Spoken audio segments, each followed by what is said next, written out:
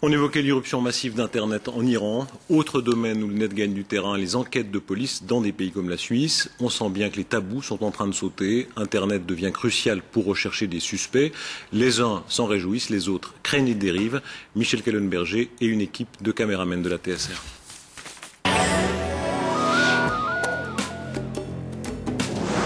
Quelques heures après avoir été mises sur le site internet de la police turgovienne, ces images d'une vidéosurveillance ont permis l'arrestation de ces 3 agresseurs.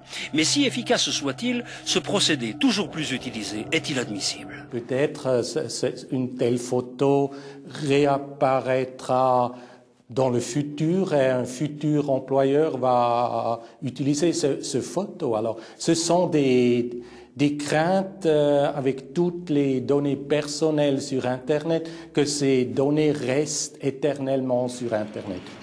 Nous avons nous-mêmes masqué le visage de ces personnes recherchées pour participation à manifestations de hooligans.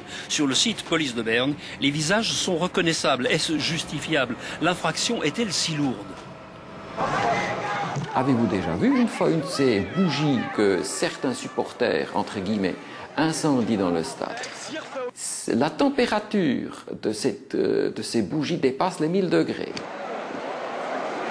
Voulez-vous qu'on attende jusqu'à ce qu'une personne soit une fois grièvement blessée, voire morte? C'est ça la question. Qui connaît l'un de ces hommes? 170 000 personnes se sont précipitées sur le site Police Lucerne pour identifier ces autres hooligans. Le risque existe que le public juge ainsi dans l'émotion et de manière expéditive. C'est pas la police qui sanctionne. Alors, la mise au pilori, c'est une telle sanction qui n'est pas prévue dans le code pénal. Est-ce que les intérêts du malfaiteur sont considérés comme beaucoup plus protégés que les intérêts de la société? C'est une pesée d'intérêts. Nous parlons des domaines qui touchent la vie et l'intégrité corporelle d'autrui. Et ensuite, ces personnes ont droit à une procédure propre en ordre. Sauf que cette procédure n'arrivera que beaucoup plus tard, comme grêle après vendange, bien après que le public se sera peut-être déjà fait son propre jugement.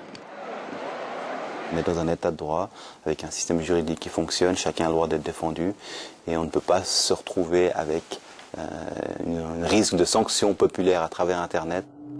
Autre exemple, à Bâle, cette agression dans un bus, l'image de la victime tabassée manque. Les agresseurs qui se roulent un joint sont reconnaissables. Image tellement demandée que le serveur a sauté. Or, après qu'on les aura jugés, ces personnes n'auront plus le droit reconnu à l'oubli. Dans le système suisse, on purge sa peine et après on repart à zéro. C'est le principe général qui prévaut depuis des années. Le risque par rapport à ça, c'est que vous retrouvez quelqu'un qui a été jeté en pâture, qui n'a strictement rien commis ou peut-être commis un délit, mais qui après coup ne pourrait pas repartir à zéro. Certains font donc aujourd'hui d'Internet un outil de police et de contrôle social. D'autres le contestent. Le débat est lancé.